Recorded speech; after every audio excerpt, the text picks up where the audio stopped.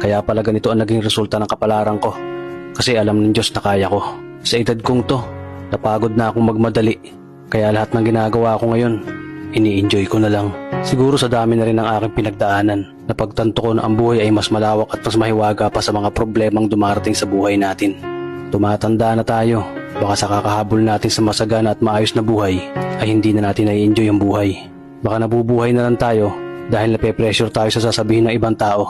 Marami na rin akong mga naging maling desisyon sa buhay, pero lahat yun nagsilbing aral sa akin at natuto ako sa mga pagkakamali ko. May mga taong sobra nating mamahalin at bibigyan ng halaga, pero ibabalik lang sa atin ay kabiguan at matinding trauma.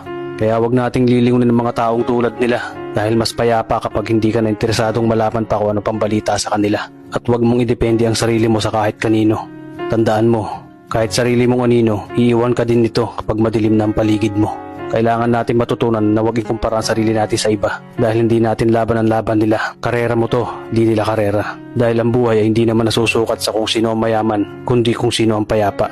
Kaya galingan mo lang palagi tol dahil napakaraming tao mapanghusga, hihilahin ka pa